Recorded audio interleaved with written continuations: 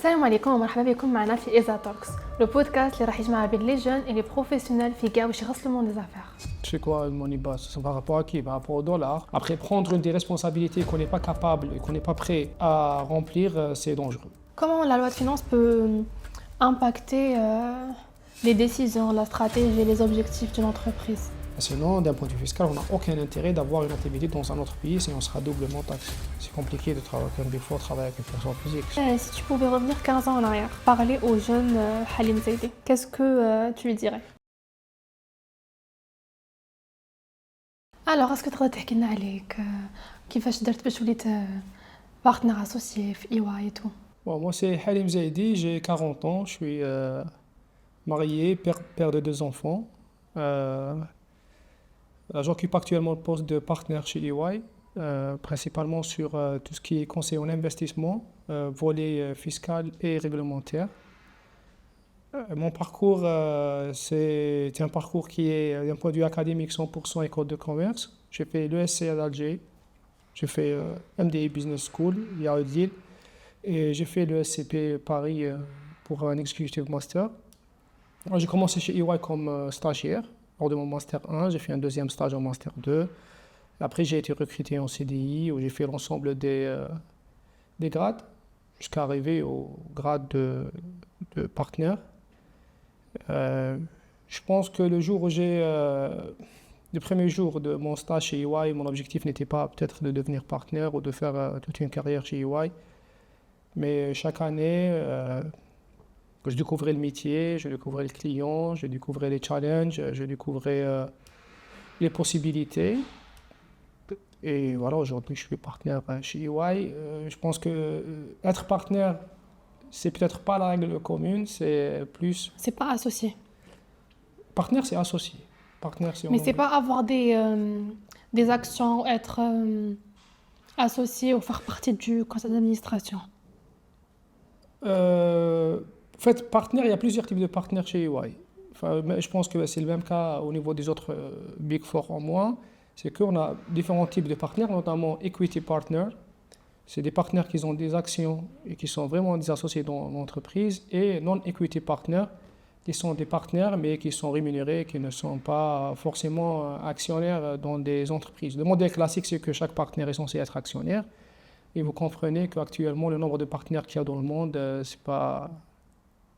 c'est peut-être pas la règle commune actuellement, mais comme tout grade, il y a même du même grade, il y a différentes étapes. Et d'ailleurs, même senior, on a senior 1, senior 2, senior 3, manager 1, manager 2, manager 3, senior manager 1, 2, 3, etc. Du coup, dans le même grade, il y a quand même aussi d'autres grades et d'autres étapes à franchir. Donc, il y a eu combien de grades entre stagiaire et partenaire associé? On a staff, chez nous, c'est 2 grades. Senior, 3 grades. Manager, 3 grades. Senior manager, 3 grades. Directeur, il n'y a pas de limite. Et après, on passe partenaire. Et en général, chaque grade, c'est une année? Ça dépend de quel grade. Junior, 2 années. Senior et manager et senior manager, c'est 3 années. Non, entre le premier grade et le deuxième. C'est quoi le premier grade? Genre senior 1, 2... Non, 1, ça veut dire une année. Senior 1, une année. Senior 2, c'est la deuxième année. Senior 3, c'est la troisième année de senior. Après, on passe manager. Manager 1, c'est la première année de manager. Manager 2, c'est la deuxième. Et la troisième année de manager, c'est manager 3. Est-ce qu'il y a des personnes qui stagnent dans une année?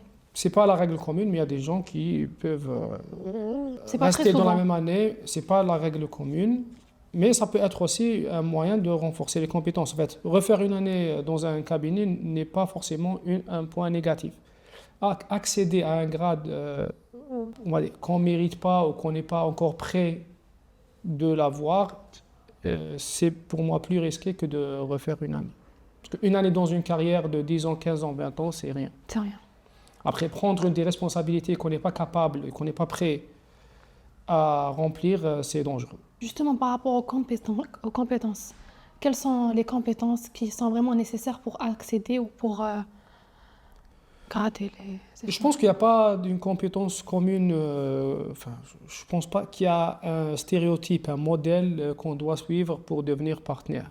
Je pense qu'il y a des compétences techniques qu'on doit avoir, mais les compétences techniques varient d'une personne à une autre. Il y a des compétences humaines qu'on doit avoir, on a des compétences qui représentent la marque qu'on doit garder tous, mais vous comprenez qu'il y a des personnes qui ont des compétences A supérieures à compétence B, il y a une autre personne qui a compétence B qui est supérieure à la compétence A, mais c'est comme ça qu'on se complète dans une équipe et c'est comme ça qu'on se complète dans un cabinet.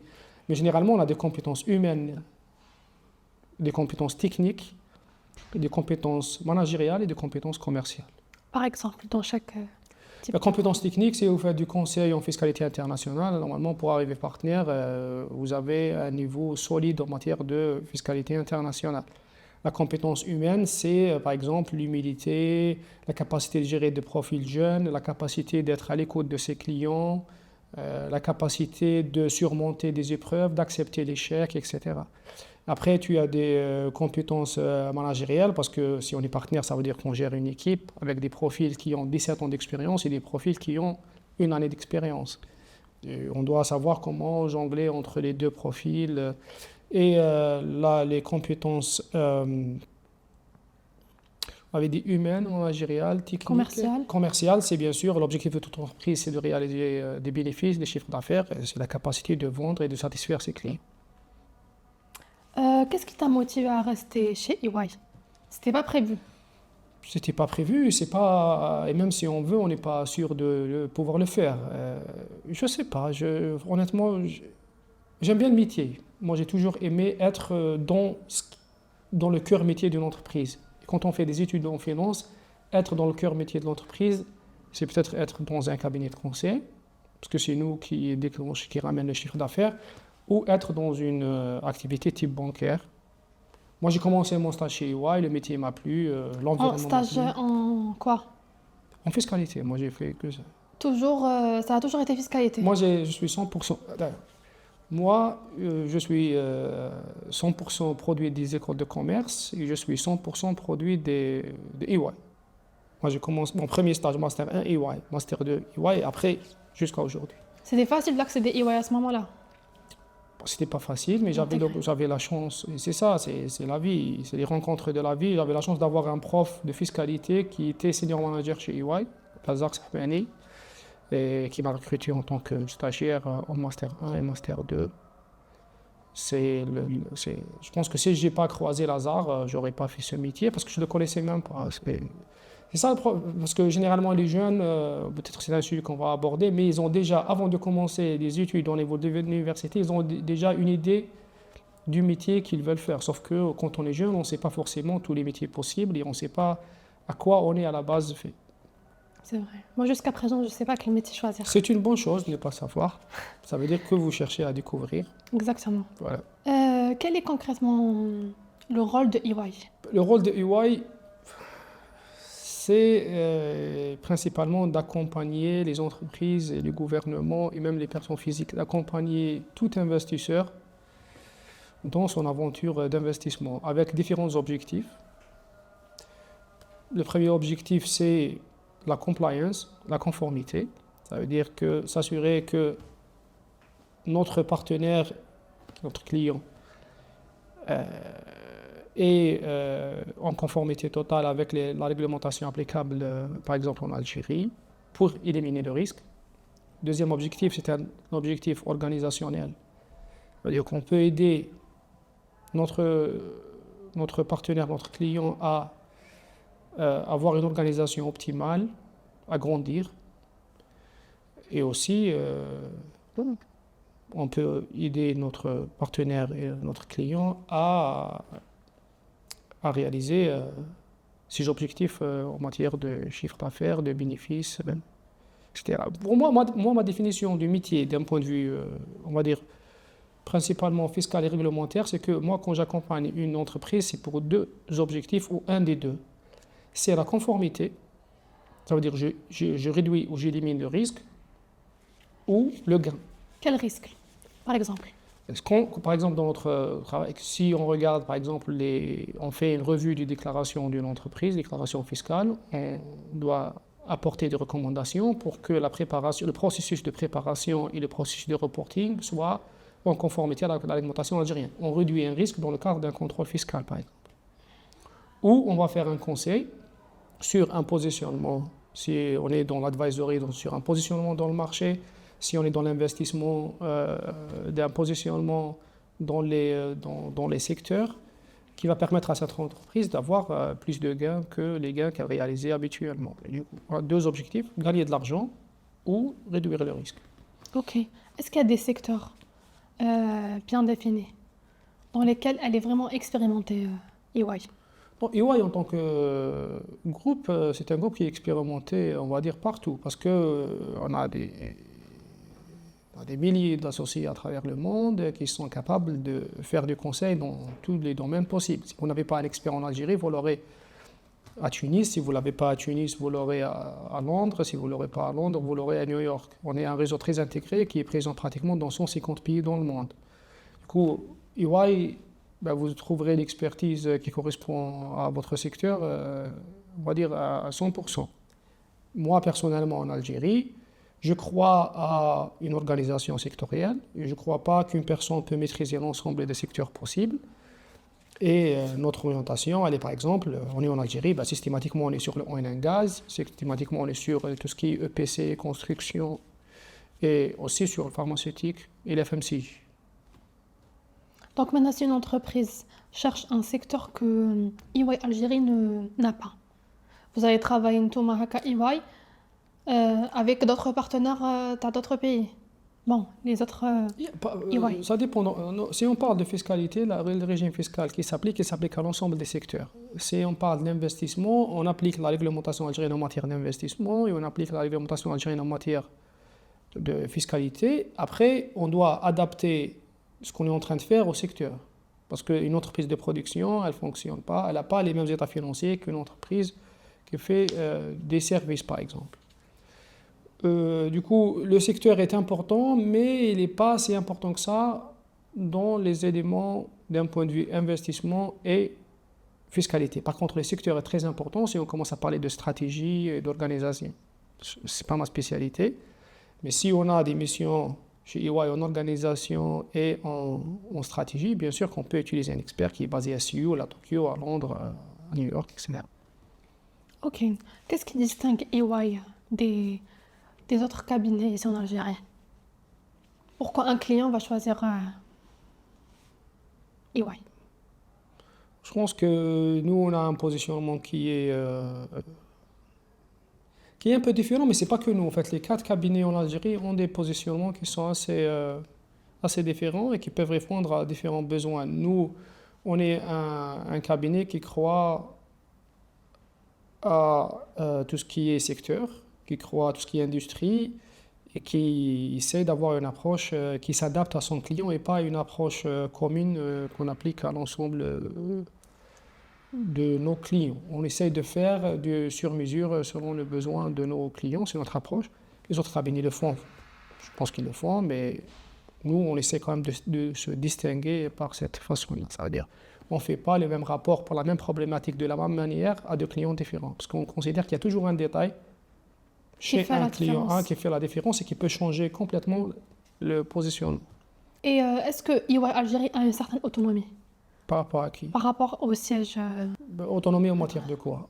en matière de prise de décision, de stratégie. En tout cas, nous, on est un réseau. Généralement, les cabinets, c'est des réseaux dont on a des règles communes qu'on doit tous respecter. Après, chaque cabinet doit déjà d'abord respecter les règles applicables au pays où il est installé et bien sûr aux spécificités du marché. D'ailleurs, c'est la qualité la plus importante dans une entreprise, pour moi, qui est l'agilité. Pour moi, c'est très important qu'une entreprise ait de l'agilité afin de s'adapter à l'environnement où elle se trouve, parce qu'on ne peut pas appliquer les mêmes règles qu'on applique à New York, à Paris ou à Tunis. Chaque pays a ses propres spécificités, la maturité de marché, les besoins sont différents, les clients sont différents, la réglementation est différente, mais en matière de qualité, de respect des règles, le groupe, etc., ça s'applique partout dans le monde de la même manière. Ok. En gros, on a une partie qui est rigide, qu'on doit respecter, et on a une partie qui est souple, dans laquelle on doit s'adapter avec les spécificités de l'environnement où on est actif. Ok, d'accord. Et par exemple, si moi je suis une entreprise et que je travaille avec vous, quel serait, disons, mon avantage? Je pense que le premier avantage qu'un cabinet, n'importe quel cabinet, pas forcément EY, peut apporter, c'est déjà l'expertise technique. Parce que, supposons qu'on est en train de discuter une problématique de fiscalité internationale. Si vous êtes un gérant d'une entreprise, généralement un gérant d'une entreprise, c'est quelqu'un qui a une approche business, pas forcément une approche de fiscalité internationale. Nous, déjà, l'ensemble des cabinets peuvent apporter une expertise technique. Le deuxième élément, c'est que, supposons que vous êtes dirigeante d'une entreprise, vous connaissez parfaitement votre entreprise. Mais nous, on connaît peut-être parfaitement les autres entreprises qui font la même activité. Et du coup, on a les comparables, les concurrents ou des gens qui font une activité presque similaire. Parce que même concurrents, moi, je ne crois pas que deux entreprises font la même chose. Jamais. Oui. Il y a toujours des détails. Mais on connaît d'autres pratiques. On connaît d'autres positionnements qu'on peut toujours proposer. Et chaque positionnement, chaque pratique a ses avantages, ses inconvénients, ses gains et ses risques. Et ça, c'est la façon dont on opère chez EY actuellement. Ok. Et quels sont les secteurs les plus porteurs pour attirer les investissements étrangers, les IDE? Moi, je pense que l'Algérie, elle a ses atouts qui sont des atouts connus. Je pense que l'Algérie, c'est un pays où, par exemple, le coût de main-d'œuvre n'est pas très élevé, où le coût de l'énergie n'est pas très élevé, où on a un positionnement géographique qui est très intéressant. On est un pays qui est très proche de l'Europe, qui est très proche, qui est au cœur de l'Afrique, qui peut faire le lien entre les deux pays, les deux continents. On est un pays qui est francophone, qui est arabophone. On a une nouvelle génération qui parle très bien anglais. Du coup, l'Algérie peut être vraiment un pont entre différents horizons, avec un coût de production qui peut être très attractif pour les investisseurs étrangers. L'Algérie aussi peut être considérée comme un pays sûr, tenant compte de réserves de change dont l'Algérie dispose, qui sont importantes, qui peuvent garantir quand même de dire à un investisseur étranger que l'Algérie, c'est un pays solvable. Et en plus, l'Algérie, c'est un pays où on a quand même certaines règles. Le législateur a fait quand même un travail important sur tout ce qui est code d'investissement. C'est un pays qui peut être très intéressant pour un investisseur étranger. Est-ce qu'il y a des secteurs tendances ici en Algérie? En fait, ce n'est pas des secteurs tendances. Moi, je crois que chaque pays doit jouer sur ses atouts.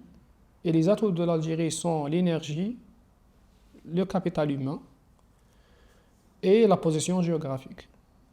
Et du coup, je pense que l'énergie, c'est l'énergie. Après, à partir de l'énergie, on peut développer d'autres activités comme la pétrochimie, les mines, et c'est l'orientation actuelle d'ailleurs. Le capital humain, l'Algérie, c'est le 3e pays en Afrique en matière de, je pense que classement de développement humain, on est juste derrière deux îles, les îles Maurice et les Seychelles, je pense. Ça veut dire que l'Algérie, c'est un pays qui peut être un pays très intéressant en matière de prestation de services, tenant compte de sa positionnement géographique et la capacité de sa population de maîtriser différentes langues, peut être un pays très intéressant pour tout ce qu'on appelle le nearshoring, ça veut dire tout ce qui est prestation de services rendues à partir de l'Algérie pour des pays européens, qui peut constituer une exportation de services. En plus, le niveau technique, les écoles de commerce, les écoles d'informatique forment des profils qui sont intéressants. D'ailleurs, qu'ils ont beaucoup de succès en Europe durant ces dernières années. Je pense que le service peut être intéressant, l'énergie est intéressante, la pétrochimie va être encore plus intéressante, les mines aussi, les activités de transformation, une industrie pharmaceutique solide aussi est à considérer. Bien sûr, ce que l'Algérie a toujours fait depuis des siècles, depuis plusieurs civilisations, c'est l'agriculture, avec une superficie énorme, avec de l'eau, du soleil. Je pense que l'Algérie, quand même, à la base, avant la découverte des hydrocarbures, était un pays agricole, un des pays les plus importants dans le monde. Pourquoi aller après les Seychelles et les Maurice? C'est des petits pays qui peuvent, bien sûr, donner un prof par étudiant. Ce n'est pas comparable à l'Algérie. Vous ne pouvez pas comparer un pays de 100 000 habitants avec un pays de 40 millions d'habitants. Ni un pays de 40 millions d'habitants avec un pays de 120 millions d'habitants, par exemple, comme l'Égypte. On n'est pas comparable. C'est un classement. Il faut prendre tous les pays. On prend les Seychelles et les îles Maurice, mais avec des pays comparables, on est premier. Ok. Et par rapport aux facilités, Il y a plusieurs facilités, mais il y a aussi des challenges. Par facilité, vous voulez dire infrastructure ou facilité administrative? Main-d'œuvre, Non, bien sûr. L'Algérie, c'est un c'est quoi pays à qui peu a près ses les atouts. challenges? Ou qui sont les difficultés? Bon, il n'y a pas de challenge en matière de main-d'œuvre, je pense, en Algérie. Il n'y a pas de challenge en matière La compétence est d'énergie. liée. La compétence, elle existe. Les ressources existent. Après, on reste quand même un pays qui peut être considéré comme compliqué en matière de gestion administrative. On reste quand même un pays qui est vu comme un pays bureaucrate.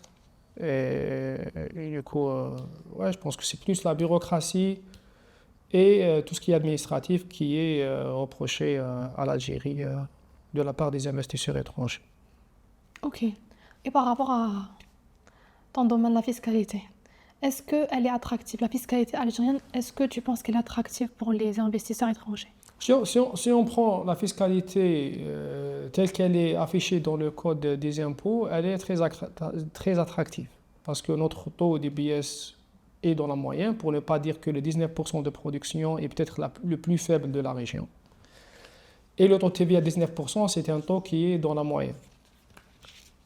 La suppression de la TAP a vraiment rendu le système fiscal algérien très attractif. Après, il y a tout ce qui est extra-comptable qui rend le taux effectif en Algérie beaucoup plus élevé que le taux de 19, 23, 26, parce qu'il y a beaucoup de retraitements à faire en matière de déduction, de réintégration de charges, qui peuvent amener ce taux à un taux effectif qui sera peut-être aux alentours de 30%. Enfin, ça dépendra de l'entreprise, mais reste que le régime fiscal algérien peut être considéré comme un régime attractif. Au moins, la fiscalité n'est pas censée constituer un élément qui peut bloquer l'investissement étranger en Algérie. Ok. Le guide de l'investissement algérien évoque le transfert et le rapatriement des devises. Quelles sont les règles actuelles et quelles garanties sont offertes aux investisseurs? Un investisseur, il cherche toujours une garantie. Bien sûr. En tout cas, le raisonnement de législateur algérien est le suivant. En fait, on démarre de code des investissements, on considère uniquement une activité de production de biens ou de services comme une activité d'investissement. Ça veut dire la revente en l'état déjà, elle est écartée. Si on fait une activité de production de biens et de services et que cette activité est faite à partir d'une entité de droit algérien qui a été créée par des fonds injectés à partir de l'étranger, on parle des fonds en devises, la réglementation d'échange algérienne et le code de d'investissement algérien donne une garantie aux investisseurs étrangers de pouvoir distribuer leurs dividendes. C'est normal, sinon on ne peut pas parler d'investissement étranger. S'il n'y a pas de possibilité de transférer les dividendes, on ne parle même pas d'un investisseur étranger parce qu'un investisseur, son premier objectif, c'est de réaliser une activité, avoir des gains, et ces gains prennent généralement la forme de dividendes qu'il doit rapatrier à son pays de résidence. Et l'Algérie, d'un point de vue réglementaire, elle le garantit. D'un point de vue pratique, ça se fait. Et d'un point de vue solvabilité, c'est un pays qui est un pays solide, d'un point de vue devise. Ok. Est-ce qu'il y a des erreurs fiscales ou administratives très fréquentes? Ces erreurs, elles sont commises par les entreprises étrangères lors de leur implantation. Je pense que la nature des fonds qui constituent le capital de l'entreprise est un des éléments les plus importants parce que, en supposant qu'il y a une entreprise étrangère qui va s'installer en Algérie et qui va faire une première injection de capital à partir de l'étranger et derrière faire des augmentations de capital par incorporation de dinars sans procéder à une analyse de la nature de ces dinars, est-ce que ces dinars transférables ou pas, ouvrant ou pas droit au transfert de dividendes futurs, est un des erreurs qu'on croise le plus en Algérie qui pose problème au moment de transfert de dividendes. Parce qu'il faut dire que le dinar, ce n'est pas une monnaie convertible. Et pour pouvoir transférer une monnaie convertible, il faut que le capital soit constitué d'une monnaie convertible qui est devise, euro, USD ou toute autre franc suisse, toute autre monnaie convertible. Par rapport au dinar, c'est quand même une monnaie assez basse par rapport à la... C'est quoi une monnaie basse? C'est par rapport à qui? Par rapport au dollar. Et par rapport à L'euro. d'autres monnaies, elle n'est pas, c'est pas une monnaie basse. Donc pour une entreprise qui est Après, en Europe, elle touche ses dividendes en devises. Le dinar n'est pas convertible. Elle ne peut pas toucher des dinars en Europe. On ne peut pas utiliser des dinars en Europe. Elle touche des euros. donc même si elle est implantée en Algérie, en fait, les gains, même si elle va faire beaucoup de gains, ça reste quand même bas parce que c'est si on va convertir après. Ça dépend, c'est proportionnel. On ne peut pas dire que c'est bas. 500 millions de dinars, ça dépend de l'activité, ça dépend de ce qu'ils ont injecté. En fait, ce n'est pas parce que le taux est faible que le gain est faible, parce que ça dépendra du volume. Ok. Après, on peut discuter tout ce qui est perte et gain de change, ça c'est un autre sujet. Mais dans le monde, on a des pays qui cherchent à baisser la valeur de leur monnaie et qui font tout pour que la monnaie chinoise, les Chinois, le gouvernement chinois cherche souvent à tout prix à baisser la valeur de la monnaie locale. Parce que quand ils baissent la valeur de la monnaie locale, ils seront plus concurrentiels à l'exportation. Parce que si vous achetez à partir de New York un produit chinois, avec 2 euros, vous pouvez acheter plus d'articles que si l'yuan et le dollar ont la même valeur. Et d'ailleurs, c'est ce que généralement les États-Unis reprochent à la Chine en disant qu'il y a du dumping. C'est pas cher. monétaire. C'est un choix stratégique. Si on cherche à exporter, on a intérêt à baisser la valeur de la monnaie locale. Parce que nos produits seront plus concurrentiels sur le marché. Ils seront moins chers que les mêmes produits produits par d'autres États. Si on est un pays qui importe, normalement, on est censé avoir une logique inverse.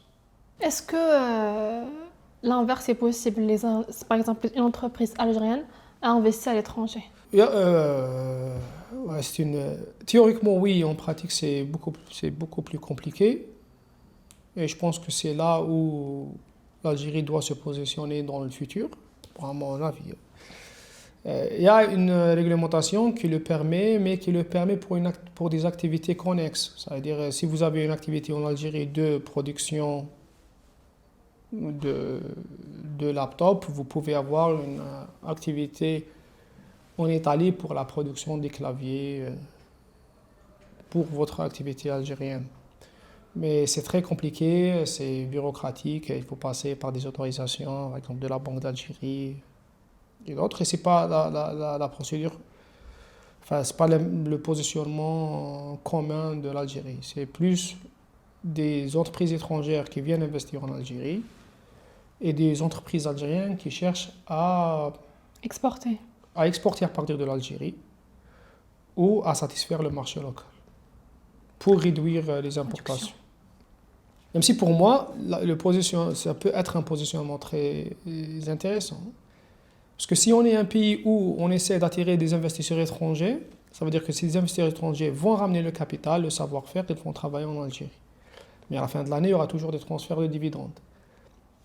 Une gestion budgétaire intelligente aurait peut-être de mettre en place des mécanismes où des entreprises algériennes, au moins les plus importantes et les plus solides, peuvent avoir des investissements à l'étranger et ramener des dividendes vers l'Algérie pour créer un certain équilibre entre les sorties et les entrées de devises en matière de dividendes. Et je pense qu'il y a quelques entreprises algériennes qui ont quand même l'expérience, qui ont des produits intéressants et qui peuvent aller vers l'international en matière d'investissement. En plus, il y a un sujet sur le discours, parce que l'Algérie, c'est un pays qui est en train de dire que on fait de la production locale, on essaie de réduire les importations, mais en même temps, l'Algérie est en train de dire que j'encourage l'investissement étranger. Mais il faut avoir, dans ce discours-là, il manque une troisième partie qui va créer l'équilibre, c'est de dire que nous, l'Algérie, on importe de votre pays, on est en train peut-être de réduire les importations, mais on vous appelle à venir investir et produire en Algérie. Je pense qu'on doit aussi faire la même chose en donnant le droit à une partie des entreprises algériennes au moins qui sont solides d'investir dans notre pays, de produire dans notre pays, d'être concurrentiels. Et ça va leur donner plus de visibilité, plus d'image, plus de crédibilité, plus de maturité. Et peut-être ils vont être des sources de devises via rapatriement de dividendes de leur activité étrangère. J'ai vu récemment que Condor ont quand même créé une filiale en Égypte. Ça, c'est une Oui. très bonne chose. Mais c'est rare. Mais c'est rare parce que c'est pas un positionnement commun. Si on regarde par exemple le positionnement de la Chine, qui est un pays qui était un pays émergent, qui est devenu la première puissance économique mondiale, à un moment, ils ont toujours exporté. À un moment, si on regarde par exemple l'Europe, les États-Unis, ils ont essayé de mettre des barrières pour se protéger des produits chinois. L'alternative des entreprises chinoises, c'est d'aller s'implanter dans d'autres pays pour éviter ces barrières et pouvoir exporter à ces pays ou à vendre à l'intérieur de ces pays-là. Ça veut dire qu'il ne faut pas avoir une seule approche, mais avoir plusieurs approches qui s'équilibrent. Et est-ce que c'est... si par exemple une entreprise étrangère veut s'implanter ici en Algérie, c'est pareil, il faut voir avec la banque de... Non, non, il y a beaucoup plus de facilité de s'implanter en Algérie que pour une entreprise algérienne d'aller s'implanter à l'étranger. Parce que le principe, c'est un principe contraire, où l'investissement vers l'Algérie est beaucoup plus facile qu'une entreprise algérienne qui va investir à l'étranger. Donc une entreprise algérienne doit passer par la banque algérienne. Elle a besoin de... Non, elle ne doit pas passer par la banque. Elle a besoin d'une autorisation pour pouvoir investir. Et l'autorisation, elle... Que l'administration peut donner comme elle ne peut pas donner. Et l'entreprise étrangère, elle a besoin de quoi? Elle a besoin de rien. Elle a besoin de créer une entreprise de droit algérien si elle exerce une activité qui n'est pas réglementée.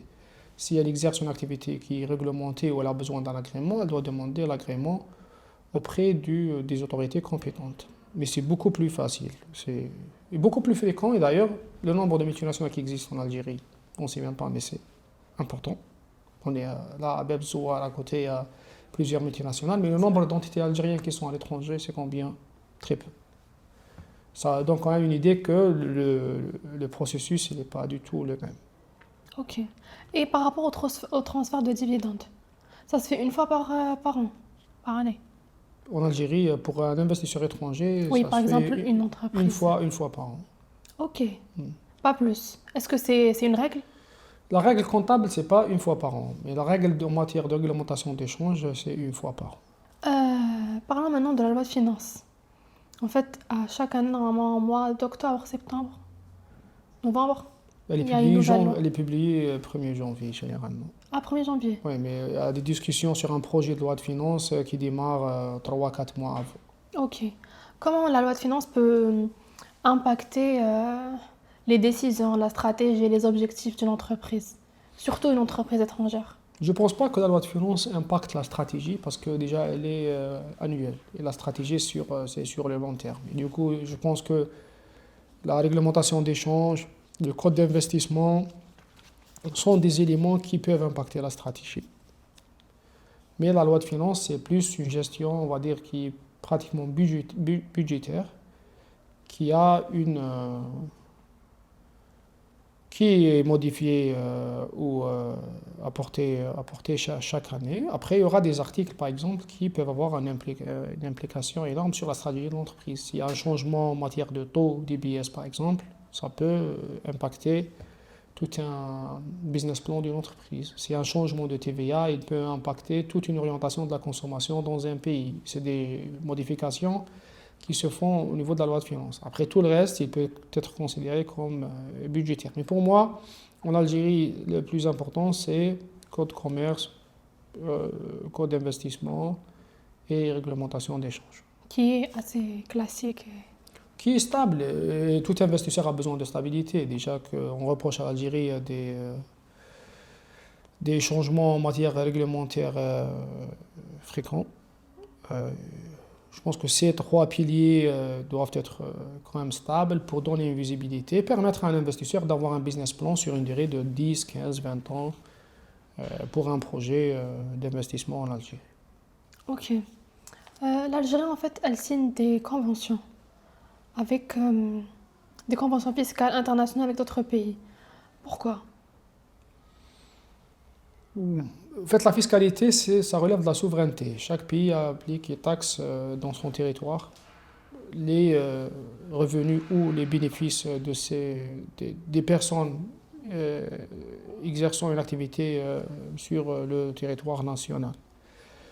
La convention, déjà, ça s'appelle c'est une convention de non-double imposition dont l'objectif c'est d'éliminer une double imposition. Parce que supposons qu'on est un Algérien et on fait une opération commerciale ou une activité commerciale en Espagne. En tant qu'Algérien, normalement, on est imposable en Algérie. Et parce que l'opération commerciale ou l'activité commerciale est exercée en Espagne, l'Espagne a le droit aussi de taxer cette personne.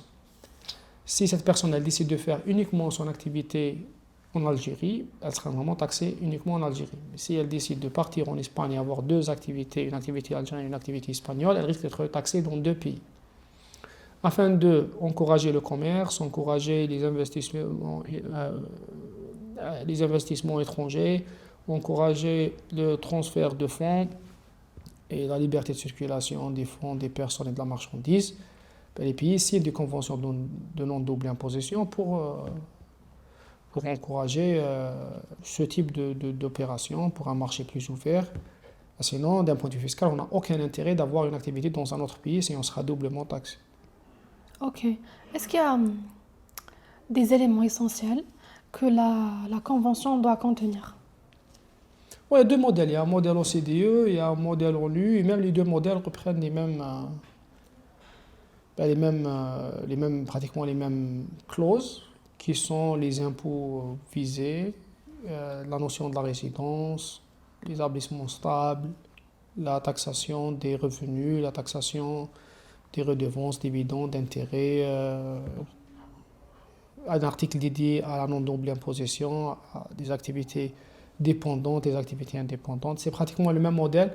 Après, on a l'OCDE qui est un modèle qui est le modèle généralement utilisé par l'Algérie, qui est un modèle qui encourage le pays de source, le pays de résidence de l'investisseur, alors que l'ONU, elle essaie quand même de défendre les positions et les droits des pays en développement en accordant quand même une taxation, un minimum taxation pour les pays de source, sur ce qu'on appelle les passive income, qui sont les dividendes, les intérêts, les redevances. Avec toutes ces stratégies, comment l'Algérie se situe par rapport à d'autres pays africains? Pour l'Algérie, ses atouts, voilà, elle a tout ce qu'on avait déjà précisé, l'énergie, le capital humain, le positionnement géographique, une infrastructure solide. Elle a tous ses atouts pour être leader sur le continent. Est-ce qu'il y a un classement? Je pense qu'il y a classement, on est classé entre troisième et quatrième puissance économique africaine en matière de PIB. Généralement, on a l'Afrique du Sud, Nigeria, après Nigeria, Égypte, Algérie, où Ça se joue entre... ça se joue entre ces trois pays, oui. Entre Ok. deuxième et quatrième position. Ah, mais le premier, c'est toujours l'Afrique du Sud. C'est pas toujours, mais je pense que c'est Généralement. généralement, oui, l'Afrique du Sud. Ok. Est-ce qu'il y a une méthodologie que vous utilisez généralement pour faire un diagnostic stratégique chez un client? Chaque client, chaque industrie, chaque cas nécessite sa propre stratégie, sa propre approche de diagnostic. Mais je pense qu'il y a deux éléments qui sont importants. C'est la confiance du client, parce que si le client ne vous donne pas l'ensemble des éléments dont vous avez besoin, vous ne pouvez pas faire votre travail. Et le deuxième élément, c'est d'être à l'écoute et essayer de bien comprendre les besoins de son client. Après, moi, je ne crois pas aux méthodes standards. Je ne crois pas qu'on peut utiliser la même approche chez l'entreprise A et l'entreprise B. Il y aura toujours des détails et c'est les détails qui font l'identité d'une entreprise. Si on loupe les détails, si on essaie de répliquer ce qu'on avait fait pour une entreprise à une autre entreprise, déjà on n'est pas sur la bonne route. Comment vous savez si un client vous a tout donné? Genre, il vous a fait confiance ou pas? Ça dépendra des réponses. Je pense que et ça dépendra du détail qui est donné par ce client. Mais encore une fois, c'est au cas par cas. C'est selon l'industrie, le profil social de la personne qu'on a en face, la maturité de l'entreprise, le secteur d'activité. Ok. Et avant de commencer avec un client, genre le premier rendez-vous ou juste pour découvrir, ça vous prend combien de temps pour faire pour vraiment découvrir, avant de se lancer à commencer à travailler en interne? Je pense que c'est ma 10e réponse où je dis ça dépend, mais vraiment ça dépend. Parce que ça dépend déjà de la problématique. Si c'est une problématique simple, déjà on peut aller très vite. Si c'est une problématique qui a l'air simple, on peut démarrer vite, mais au milieu de la mission, on commence à se poser des questions. Et on reprend contact avec notre client pour rediscuter les bases. Et on peut aller vers autre chose.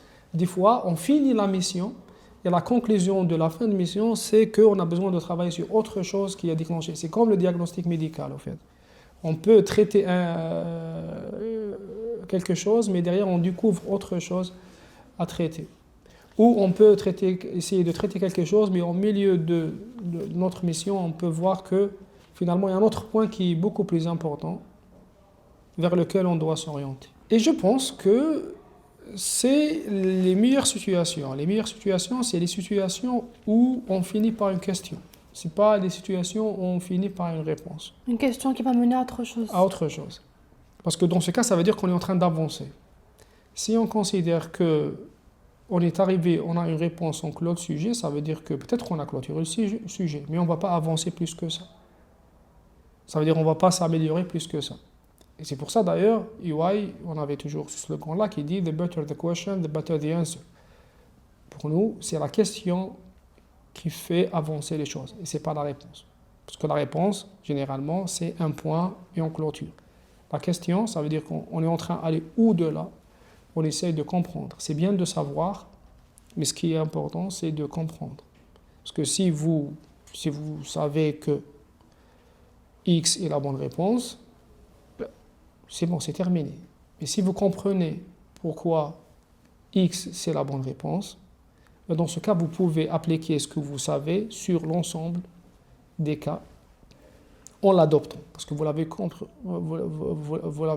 Si vous ne l'avez pas compris, vous ne pouvez pas l'appliquer à d'autres cas que le cas que vous avez vu.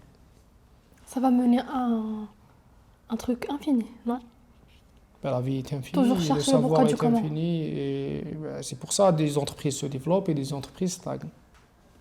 Parce que les entreprises qui se développent cherchent toujours le pourquoi du comment. Non, moi je pense que c'est pas que les entreprises doivent comprendre le pourquoi, mais je pense que la personne, déjà, elle doit comprendre pourquoi. C'est la question la plus importante, c'est pourquoi. Et pourquoi, c'est la question la plus importante pour des bonnes réponses.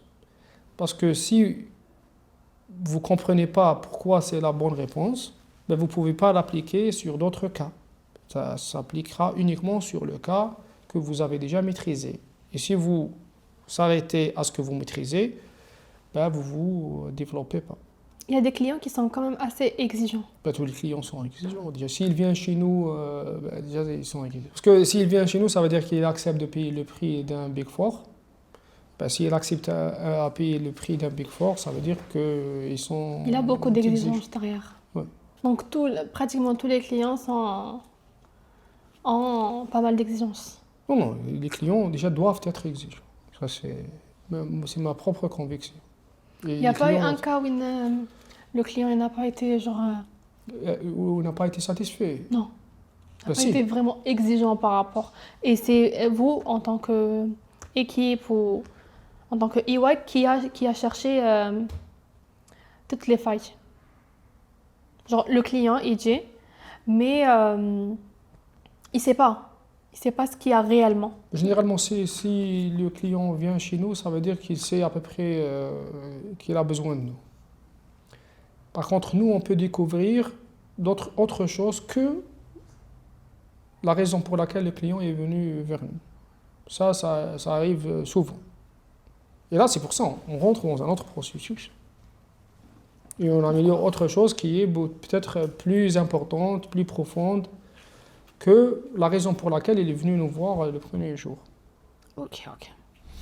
Il y a beaucoup de personnes qui disent que réussir dans une Big Four, ça paye, mais ça demande beaucoup de de sacrifices Ouais. en termes de charge de travail, en termes Ouais. de vie personnelle? Bon, je pense déjà, pour réussir, il faut souffrir. Pas uniquement dans un Big Four. Je pense que c'est un des principes de la vie. C'est-à-dire, si on n'est pas capable de donner ce qu'il faut, on ne peut pas demander ce qu'on veut. Du coup, pour moi j'ai fait beaucoup de basket. J'ai fait du basket de la deuxième année primaire jusqu'à la fin de mon master. J'ai Plus maintenant. Si, je joue pratiquement 2 3 fois par semaine. Mais c'est pas la même chose. Après, dans le sport, ça se voit. Si tu t'entraînes pas, ben, le jour du match, tu es complètement perdu. Et c'est exactement la même chose. Après, quand on regarde les enfants, ben, si un enfant aime un sport, il compte pas les heures d'entraînement. Si un enfant n'aime pas le sport qu'on lui propose, ben, il va faire tout pour ne pas y aller s'entraîner. Si l'enfant aime le sport et n'aime pas le coach, ben, il va faire la même chose. Et je pense que dans un Big Four, c'est la même chose. C'est que si les gens aiment vraiment le métier, ils vont quand même accepter un rythme d'un Big Four. Si les gens n'aiment pas le métier, ils ne vont pas accepter le rythme d'un Big Four. Si les gens sont stimulés par le leadership du management de leur cabinet, ils vont accepter le rythme d'un Big Four.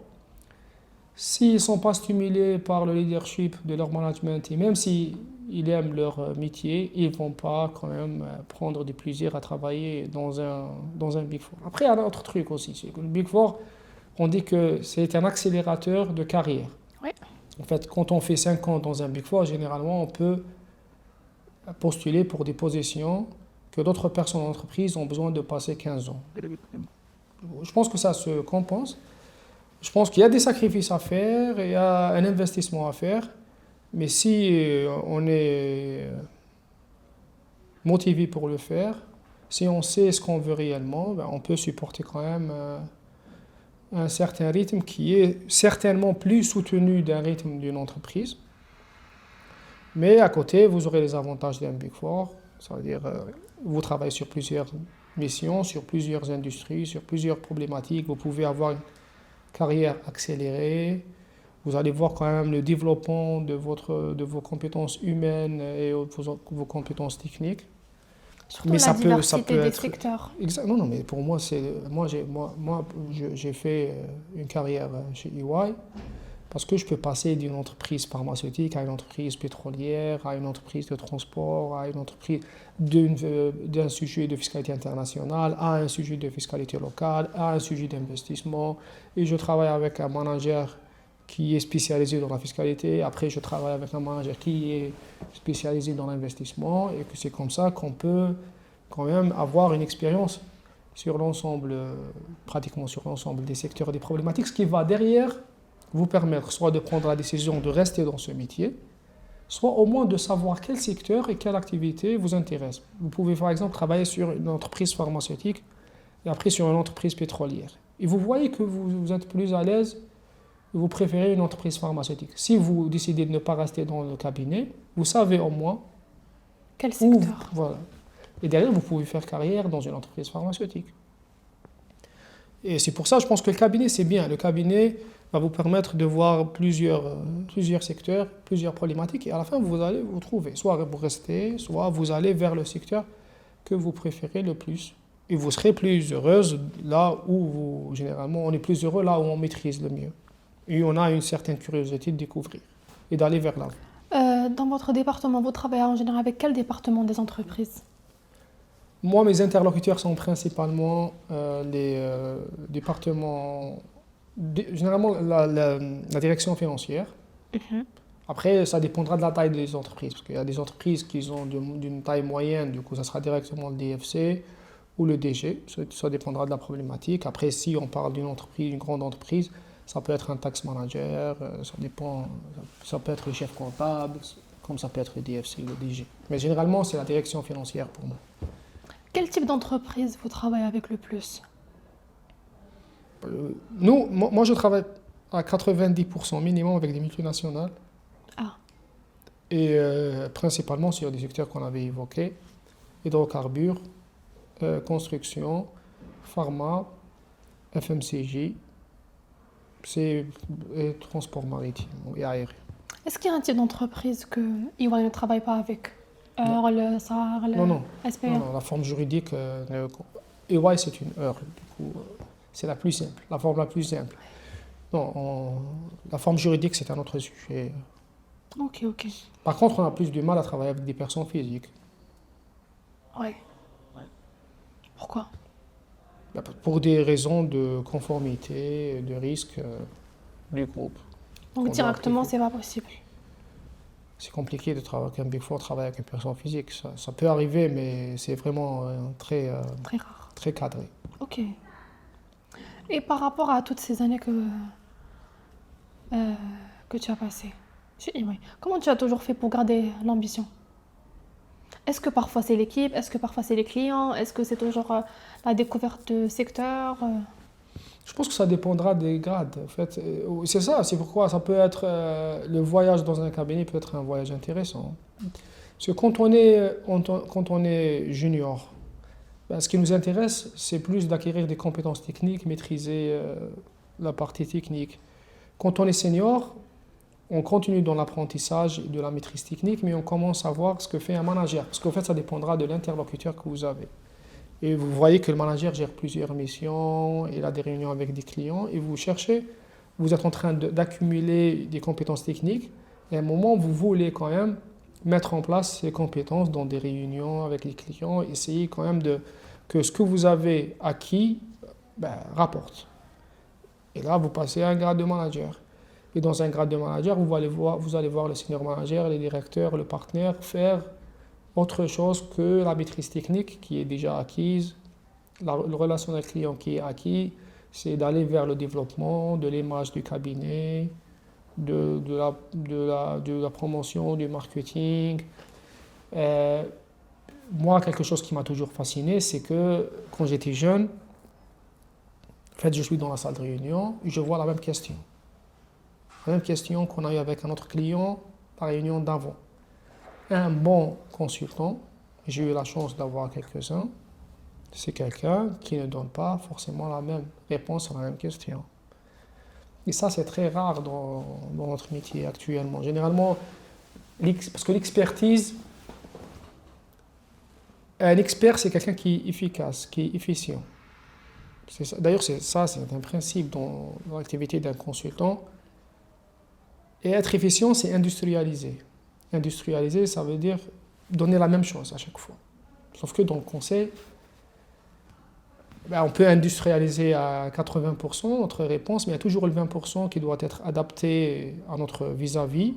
Et c'est ça qui crée la différence. C'est les 20% auront la position commune avec une réponse spécifique à notre client. Et c'est ça qui fait la différence entre un consultant A et un consultant B.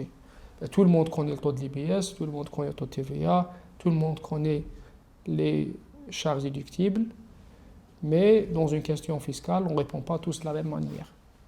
Et la bonne manière pour moi déjà, c'est d'être humble et de dire que j'écoute mon client, j'essaie de comprendre sa problématique, je n'oublie pas que la fiscalité c'est bien, le droit c'est bien, la finance c'est bien, mais c'est le business first. Ce qui compte, c'est l'activité de l'entreprise. Le gain. Parce que des fois, Le gain. c'est pas le gain, c'est la vente généralement. In fine, le gain, mais c'est la vente. Et généralement, les gens oublient que c'est pas l'entreprise, son objectif premier, c'est pas la comptabilité. C'est le business. Et d'ailleurs, normalement, toute l'orientation du législateur, de l'État, c'est de permettre aux entreprises algériennes de se concentrer sur leur activité, sur le business. C'est là où ça rapporte de l'argent, c'est là où ça ramène des revenus, c'est là où on paye des impôts à l'État, c'est là où on alimente le trésor, c'est là où on embauche des gens. La comptabilité, les processus administratifs, la fiscalité, tout ça doit venir après. Et d'ailleurs, dans le développement des pays, on voit des fois des pays qui décident, ils disent moi, je ne veux pas de la fiscalité, je ne veux pas de ta comptabilité, je veux que tu fais une activité économique importante, que tu exportes, que tu sois une entreprise concurrente qui va vers les marchés. Après, la fiscalité, la comptabilité, ça, on discute après. C'est des choix. Euh, Malheureusement, en Algérie, des fois, l'élément comptable, fiscal et finance est un élément qui est important dans la vie d'une entreprise Oui, administrative. Alors que normalement, non. Il faut dégager du temps aux gens pour qu'ils travaillent, pour qu'ils produisent, et pas pour remplir des fiches. exactement. Si tu pouvais revenir 15 ans en arrière et parler au jeune Halim Zaidi, qu'est-ce que tu lui dirais? 15 ans en arrière, c'est 25 ans, c'est pas si jeune que ça. Du coup, je pense qu'il faut revenir un peu plus que 15 ans. 20 ans. Je lui dis, fais ce que tu veux faire, et ça ira bien. Et est-ce que tu lui dirais de faire le même parcours? Là, à 40 ans, je pense que quand même j'ai fait le métier qui me correspond. Peut-être il y aura autre chose Le métier qui est? qui me correspond. Ok. Je pense que le métier du conseil, c'est un métier qui me correspond parce que j'aime pas faire la même chose à chaque fois. J'aime toujours faire des choses nouvelles, découvrir. J'aime écouter les gens. Et c'est un métier qui nécessite énormément d'écoute. Psychologie. C'est pas une psychologie, mais c'est d'écouter. Moi, je pense que j'ai appris à EY, j'ai appris des gens avec qui j'ai travaillé, mais les personnes avec qui j'ai appris le plus, c'est mes clients. Hmm. Imaginons que vous avez, bon, senior chez EY, 5 ans, 4 ans d'expérience. Vous êtes dans la même salle avec un DFC qui a 30 ans d'expérience. Ben, vous pouvez peut-être lui apporter une réponse fiscale, mais il va t'apprendre tout le business de l'entreprise. C'est pour ça c'est bien d'être dans un cabinet, parce que vous aurez accès à des personnes à qui vous n'aurez pas accès dans une entreprise. Assez expérimenté. Bien sûr, qui vont discuter avec toi des sujets techniques, poussés, et que tu vas essayer de challenger, ils vont te répondre. Je pense que les clients, c'est les personnes avec qui j'ai appris le plus. Honnêtement, c'est... Voilà, du coup, c'est un métier qui me correspond parce que j'aime écouter, j'aime pas faire la même chose. Et j'aime un environnement jeune, dynamique, où ça bouge, où on reçoit des gens qui viennent de l'université avec d'autres perspectives, d'autres visions de la vie, des gens qui viennent de commencer leur carrière, qui sont curieux, qui nous rappellent le même parcours qu'on a eu. Bon, je pense que c'est un métier qui... En plus, le réseau, c'est quelque chose Qui est assez important. qui reste importante et qui me stimule parce que EY, on parle avec EY Espagne, avec EY Italie, avec EY Chine, avec EY US, avec EY Londres, avec EY Tunisie, avec EY Oman, Qatar, Arabie Saoudite. On parle avec des personnes de différents univers avec qui on travaille sur un même projet. Ils ont fait d'autres écoles, ils ont d'autres approches, ils ont d'autres méthodes. Mais on a une approche EY qui nous met tous dans le même... dans la La même... culture. Exactement, c'est la culture et la façon de faire qui nous met tous dans une même salle pour pouvoir travailler ensemble. Et ça, c'est quelque chose qui, pour moi, n'a pas de prix. C'est quelque chose pour laquelle je peux me réveiller le matin, prendre ma voiture et aller au bureau. C'est pas, ça n'aurait pas été forcément la même chose si j'aurais fait d'autres choses. Donc, fiscalité, c'est mieux que le basket. Mais le basket reste mieux que tout dans la vie. Pour faire bon, je parle d'affaire la famille, hein, mais d'un point de vue activité, le basket reste le truc le plus... moi, quand je joue au basket, je suis un enfant très heureux. On s'évade quand on fait du sport. Est-ce qu'il y a, à partir de quel grade on commence à avoir des approches avec des clients? Moi, je crois pas au grade. Je crois au moment où on est prêt de l'être. On peut être prêt à rencontrer un client senior, comme on peut ne pas être prêt à rencontrer un client alors qu'on est manager. Parce que, en fait, il y a déjà deux profils dans un cabinet. Deux gros, on va dire, silos. Après, l'idéal, c'est d'avoir les deux. On a ce qu'on appelle des profils techniques et on a des profils qui sont orientés commercial.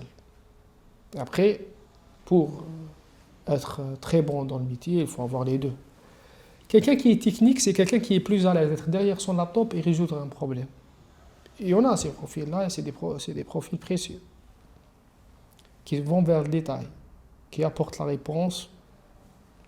Et on a ça, c'est une personne à qui tu peux confier des missions très compliquées, mais ce n'est pas forcément la personne que tu vas prendre avec toi voir un client. Parce que pour aller voir un client, tu as besoin d'un profil commercial. Parce que généralement, avec un client, on reste sur la big picture. On parle du cas global. Par contre, pour apporter la réponse, on doit aller vers le détail. Et le détail, c'est le technique qui va le ramener. Donc, si on a un profil commercial à un grade senior, ben, il peut aller avec nous rencontrer un client sur un grade senior. Si on a un profil technique à un grade manager, peut-être qu'il ne sera pas avec nous dans les premières réunions avec le client, mais au moment de la présentation du rapport final, il sera avec nous parce que c'est lui qui a travaillé énormément sur la partie technique du rapport et qui connaît parfaitement la réponse et les sources à partir desquelles il a ramené sa réponse. Mais pour être un bon déjà senior manager, directeur, partenaire, il faut avoir les deux. Au début, tu avais quel profil qui dominait? Moi, je pense que j'étais un profil mixte. Ah, Oui, je suis bon dans la technique, mais actuellement déjà dans mon équipe, il y en a qui sont mieux que moi techniquement technique. et qui sont plus que moi dans le détail. Moi, je suis pas dans le détail. Par contre, moi, j'ai quelque chose qui est pas mal, c'est que moi, je suis dans la big picture et dans le business. Moi, je sais que voilà, la fiscalité, c'est bien, c'est important, mais ce qui compte, c'est le business. Du coup, j'essaie toujours d'inclure ma réponse fiscale dans l'image, la big picture, qui est une big picture business. Et ça, par contre, c'est important. Mais dans mon équipe, actuellement, il y en a des profils qui sont mieux que moi techniquement. Ça, je le sais. Tu t'es plus penché vers le profil commercial. Moi, je ne crois pas qu'il faut se pencher. Je Mais crois c'est que c'est une naturel. construction naturelle. Je pense qu'il ne faut pas s'opposer à la nature. Ah oui, c'est naturel. Et moi, je crois à autre chose. C'est que dans une carrière, il faut travailler. C'est bien de travailler sur ses points faibles, mais je suis profondément convaincu qu'il faut travailler sur ses points forts. Parce que c'est les points forts qui font d'une personne ou d'une entreprise ou d'un pays ce qui est. Parce que supposons qu'on travaille sur les points faibles. Au max, on sera au même niveau que les autres. Et on ne sera pas reconnu d'être au même niveau que les autres. Par contre, si on travaille sur les points forts, on va se démarquer. Et on va faire ce qu'on veut faire. Et on va faire très bien ce qu'on veut faire. Parce que c'est ce qui fait de nous ce qu'on est. C'est nos points forts. Les points faibles, moi je les laisse. Après, en plus, dans un cabinet, on a l'avantage de pouvoir avoir avec nous d'autres personnes dont nos points faibles sont leurs points forts. Du coup, on se complète et on n'aura que des points forts d'un point de vue équipe. Même si moi je sais, par exemple, que j'ai des points faibles. Mais j'ai des personnes dans mon équipe que mes points faibles sont leurs. Tes Non, points pas que complètes. Mes points faibles sont leurs points forts. Et du coup, pour nous, moi et lui, voilà, moi et elle, on n'a que des points forts. Parce que cette personne ne va pas laisser apparaître mes points faibles. C'est ce qui fait d'une équipe. C'est ce qui fait du conseil un travail d'équipe. C'est pour ça que moi, j'aime pas de consultant seul. Il peut jamais être expert Partout, partout. Il ne peut pas être expert partout et personne n'est expert partout. Et c'est pas naturel, il n'aura pas avec lui quelqu'un qui peut compléter ses points faibles. Moi, je crois au conseil d'équipe et d'équipe avec des profils différents. Moi, j'aime pas une équipe où on est tous pareils. Ça sert à rien déjà, dans ce cas, wahdi. Mais j'aime des équipes où on est très différents. Parce que si on est très différents, ça veut dire qu'on est très complémentaires et ça veut dire qu'on couvre un spectre plus large. Mais si on est pareil, voilà, il y a des leaders qui font que comme les éléments تاعهم يشبهوا لهم يخرجوهم des stéréotypes تاعهم. Ça c'est pas bien. C'est pour ça l'inclusion chez EY, d'un point de vue RH, on parle beaucoup d'inclusion. Ça veut dire des gens qui viennent des écoles différentes, des gens qui viennent d'un background différent, des quartiers différents, des villes différentes, des couleurs différentes, qui ont fait des écoles différentes, qui aiment des sports différents, qui s'habillent différemment. Parce que c'est comme ça, on peut être vraiment une équipe solide et complémentaire. Mais si on est tous, si on vient tous de la même école, si on a vu le même prof, on a eu le même cours, on s'habille pareil, on fait le même sport, c'est foutu. En plus, c'est pas bien. C'est vrai. Après toutes ces années d'expérience, qu'est-ce que pour vous, enfin, la réelle définition de la réussite? Professionnel ou personnel? Professionnelle. Les deux. Là, les deux. Je pense que la réussite Professionnel, c'est pour moi, c'est de se lever le matin et vouloir aller au bureau. Ça, pour moi, c'est la réussite professionnelle, même après un échec, même après une mauvaise journée, même après un clash avec un client qui n'est pas satisfait, qui ne va pas payer. Même si ta femme, elle a passé toute la soirée à te dire tu travailles trop, tu ne vois pas tes enfants, mais le matin, tu te lèves et tu pars au bureau et tu es content. Ça, c'est la réussite professionnelle pour moi. Parce que déjà, si tu fais ça, ça veut dire que déjà, tu te sens bien au travail. Si tu te sens bien au travail, ça veut dire que tout, normalement, fonctionne bien. Et pour moi, c'est ça la réussite professionnelle. Prendre sa voiture le matin avec le sourire et aller travailler. La réussite personnelle, c'est le contraire. C'est pas le matin, c'est le soir. C'est dormir tranquille le soir dans son lit. Voilà. Après, ce qui se passe entre les deux conditionne les deux. Est-ce qu'il y a une chose très importante que tu as appris et qui te sert aujourd'hui dans les deux vies? Connais rien. Connais rien, franchement. Parce que il faut être. Je pense que l'humilité, je pense qu'on n'a pas parlé de ça, mais il y a un truc. C'est les qualités à avoir qui peuvent être un élément très important dans une carrière ou dans une vie. Je pense il faut se rappeler ce qu'on est. Qu'on n'est rien. Qu'on n'est rien, qu'on peut partir à n'importe quel moment, qu'on n'a pas demandé à être ici dans la vie, qu'on peut mourir à n'importe quel... Je suis désolé pour ce discours, mais... Non, mais c'est vrai. Mais qu'on peut mourir à n'importe quel moment, qu'aujourd'hui on est partenaire, demain on peut être chômeur, aujourd'hui on est chômeur, demain on peut Rien n'est être éternel. partenaire. Rien n'est éternel et c'est pas forcément grâce à nous qu'on est là. Je pense que c'est ça. C'est pas forcément grâce à nous qu'on est là. Très bien. Voilà. Merci beaucoup. Merci à vous. C'était un épisode magnifique. Merci à toi. وإحنا ما علينا غير نقول لكم يعطيكم الصحة ونتلاقاو في الإبيزود بروشان.